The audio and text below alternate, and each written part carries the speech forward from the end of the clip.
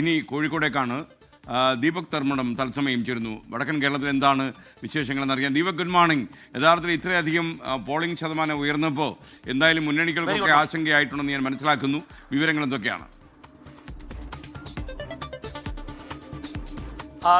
ഇതിൽ പോളിംഗ് ശതമാനം ഉയർന്നു എന്നുള്ളതിൽ വലിയ ആശങ്കയില്ല എന്നുള്ളതാണ് വസ്തുത. അതിനൊരു പ്രധാനപ്പെട്ട കാര്യം, ശതമാന കണക്കിൽ മാത്രമാണ് വർധനവ്.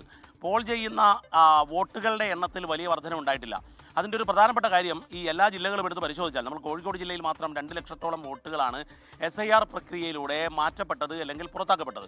അപ്പോൾ അങ്ങനെ നോക്കുമ്പോൾ ഈ ശതമാനം കൂടുന്നതിൻ്റെ കാരണം നേരത്തെ സ്ഥലത്തില്ലാത്ത അല്ലെങ്കിൽ ഇരട്ടി വോട്ടുകൾ, അതുപോലെ ഫേക്ക് വോട്ടുകൾ, ഇങ്ങനെ പലതും ഉണ്ടായിരുന്നു. ആ വോട്ടുകളെല്ലാം ഇല്ലാതാകുമ്പോൾ സ്വാഭാവികമായും വോട്ടുകളുടെ എണ്ണം കുറഞ്ഞു. ആ എണ്ണങ്ങളെല്ലാം തന്നെ ഒറിജിനൽ വോട്ടുകളായതുകൊണ്ട് കൂടുതൽ പോൾ ചെയ്യപ്പെട്ടു. അതുകൊണ്ട് തന്നെ അങ്ങനെ ഒരു വലിയ ശതമാനം ഉയർന്നു എന്നുള്ള നിലയിലുള്ള ഒരാശങ്കയില്ല. ഒന്നാമത്തെ കാര്യം. രണ്ടാമത്തെ കാര്യം, ഈ ശതമാന കണക്ക് വെച്ച് വിജയസാധ്യത പ്രവചിക്കുന്ന പഴയ തിരഞ്ഞെടുപ്പ് രാഷ്ട്രീയ വിശകലന രീതി, ആ രീതി പാടെ മാറിയിട്ടുണ്ട്. കാരണം അങ്ങനെ ഒരു ശതമാന കണക്കിൽ വെച്ച് നമുക്ക് ഇന്നേ മുന്നണിക്കാണ് സാഹചര്യം എന്ന് പറയാനാവില്ല. കാരണം സാധാരണ പഴയ സാമ്പ്രദായിക തെരഞ്ഞെടുപ്പ് കണക്ക് രീതി പ്രകാരം വലിയ രീതിയിൽ ശതമാനം കൂടിക്കഴിഞ്ഞാൽ, അതായത് പോൾ ശതമാനം ഉയർന്നാൽ അത് UDF-ന് അനുകൂലവും പോൾ ശതമാനം കുറഞ്ഞാൽ ഇടതുമുന്നണിക്ക് അനുകൂലവുമാണ് എന്നുള്ളതാണ് പഴയ തെരഞ്ഞെടുപ്പ് വിശകലന രീതി. പക്ഷേ ആ രീതിയിൽ ഒരിക്കലും മലബാറിൽ കഴിഞ്ഞ കുറച്ച് കാലമായി ഫലം കാണാറില്ല. നമ്മൾ ഏറ്റവും ഒടുവിലത്തെ കണക്കുകൾ പരിശോധിക്കുമ്പോൾ ഈ വടകര 79.51% ഉയർന്നത്, കുറ്റ്യാടി 80.97%, നാദാപുരം 79.46%.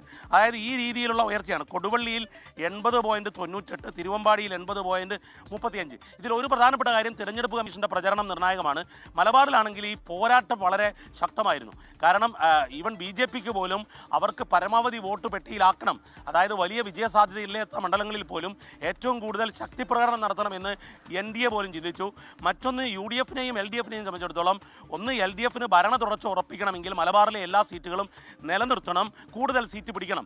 അവർ കൂടുതൽ സീറ്റ് പിടിക്കാൻ ലക്ഷ്യം വെച്ചതൊന്ന് പേരാവൂരാണ്, കണ്ണൂർ ജില്ലയിൽ. മറ്റൊന്ന് വടകരയാണ്, RMP നിലവിൽ ജയിച്ച് നിൽക്കുന്ന രമ സിറ്റിംഗ് MLA ആയ വടകരയാണ്. ആ രീതിയിൽ 2 മണ്ഡലങ്ങൾ അവർ ടാർഗറ്റ് ചെയ്യുന്നു. എന്നാൽ UDF ആണെങ്കിൽ UDF കോഴിക്കോട് ജില്ലയിൽ 13 മണ്ഡലത്തിൽ കോൺഗ്രസിന് ഒരു സീറ്റ് പോലും ഇല്ല. അതുകൊണ്ട് കൂടുതൽ സീറ്റുകൾ കൊയിലാണ്ടി, നാദാപുരമാണ് അവർ ഏറ്റവും കൂടുതൽ ലക്ഷ്യം വെക്കുന്നത്. നാദാപുരം CPI-യുടെ കയ്യിലുള്ള ഒരു മണ്ഡലമാണ്. ആ രീതിയിലുള്ള ലക്ഷ്യം വെച്ചു. അപ്പോൾ പരമാവധി അവരവരുടെ വോട്ടുകൾ അല്ലെങ്കിൽ അവരവർക്ക് സാധ്യതയുള്ള വോട്ടുകൾ പോൾ ചെയ്യിക്കാൻ, ഞാൻ ഇന്നലെ വൈകുന്നേരം ബൂത്തുകളിൽ നിൽക്കുന്ന സമയത്ത് ഇതിൽ കൊട്ടിക്കലാശ ദിവസം നമ്മൾ എറണാകുളം മുതൽ കോഴിക്കോട് വരെ യാത്ര ചെയ്യുകയാണ്. ആ യാത്രാവേളയിൽ കണ്ട ആവേശം, അത് കഴിഞ്ഞ് ഇന്നലെ നമ്മൾ കണ്ണൂരിൻ്റെ അതിർത്തി കല്യാശ്ശേരി മണ്ഡലം മുതൽ നമ്മൾ ഇങ്ങോട്ടേക്ക് യാത്ര ചെയ്തപ്പോഴെല്ലാം തന്നെ മുന്നണികളുടെ പ്രവർത്തകർ നേരത്തെ പ്രചരണത്തിൽ കാണിച്ച ആവേശം പോൾ കാര്യത്തിലും കാണിച്ചു എന്നുള്ളതാണ്. അതായത് ഈ പോളിംഗ് മാനേജ്മെൻറ്റ് തെരഞ്ഞെടുപ്പിൽ ഒരു പ്രധാനപ്പെട്ട കാര്യമാണ്. അത് വളരെ ഭംഗിയായി അവർ നിർവഹിച്ചു. അതുകൊണ്ട് തന്നെ വളരെ കൃത്യമായി പോൾ ചെയ്യപ്പെട്ടു. ഇനി മറ്റൊരു കാര്യം കൂടിയുണ്ട് SKN, ഈ ശതമാനത്തിലും ഉയരുമായിരുന്നു. യുദ്ധമില്ലായിരുന്നു, ഇങ്ങോട്ടേക്ക് ഫ്ലൈറ്റുകൾ വ്യാപകമായി ഉണ്ടായിരുന്നുവെങ്കിൽ പ്രവാസി വോട്ടുകളിൽ വലിയ വർധനവ് കൂടി ഉണ്ടായേനെ. അതുണ്ടായില്ല എന്നതുകൊണ്ടാണ്. അല്ലെങ്കിൽ ചിലപ്പോൾ 90%-ലേക്കൊക്കെ ഉയരാനുള്ള സാധ്യതയാണ് നമുക്ക് പ്രാദേശിക കണക്കുകളിൽ നിന്ന് മനസ്സിലാവുന്നത്. അപ്പോൾ ഇത്തരത്തിലുള്ള ഒരു വിലയിരുത്തലാണ് മലബാറിൽ. അതുകൊണ്ട് മലബാറിലെ സ്ഥിതി വലിയ രീതിയിൽ ഈ പോളിംഗ് ശതമാനം വെച്ച് പ്രവചിക്കുക സാധ്യമല്ല. പിന്നെ പോളിംഗ് ഉയർന്നു എന്നുള്ള നിലയിലുള്ള ഒരു വലിയ ആശങ്കയ്ക്ക് അടിസ്ഥാനമില്ല. കാരണം വോട്ടിൽ വലിയ വർധന ഉണ്ടായിട്ടില്ല. SKN.